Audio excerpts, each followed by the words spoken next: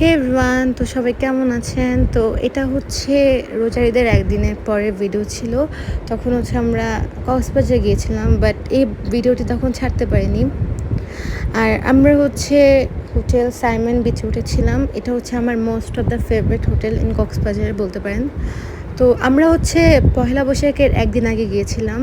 তো এই ভিডিওটি এই দিনটা হচ্ছে পয়লা বৈশাখের দিন ছিল।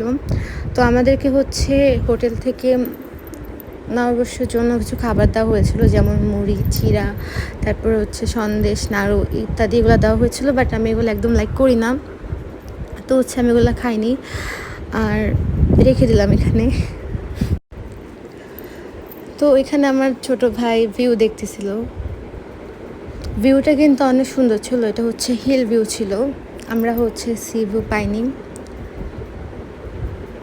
তো এখন হচ্ছে আমরা বিচে যাব, তো এই জন্য এখন আমরা বের হব। তো আমরা কিন্তু এখন বিচে যাচ্ছি। আর এই হোটেলের এই যে ডেকোরেশনটা ছিল, এটা আমার কাছে খুব ভালো লেগেছে। তো পয়লা বৈশাখের জন্য অলওয়েজ হচ্ছে প্রতি বছরই এভাবে সাজানো হয়। আর এখানে কিন্তু অনেক সুন্দর সুন্দর আলপনা করা হয়েছে, এগুলো কিন্তু দেখতে খুব বেশি ভালো লাগে। তো এখন বিচে যাব।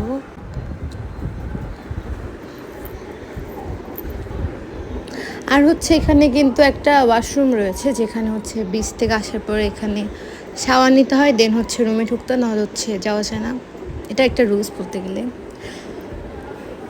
আর এই ভিউ থেকে কিন্তু আমাদের হোটেলটা দেখা যাচ্ছে।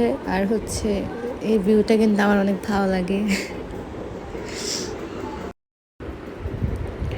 আর হচ্ছে এখানে কিন্তু বালুর মধ্যে হচ্ছে হাঁটা যায় না জুতা পরে, কজ হচ্ছে না হলে জুতা বালুর মধ্যে আটকে যায়। জন্য হচ্ছে আমি রুমে জুতা পরে বের হয়েছিলাম, তাহলে আর প্যারা নেই জুতাতে।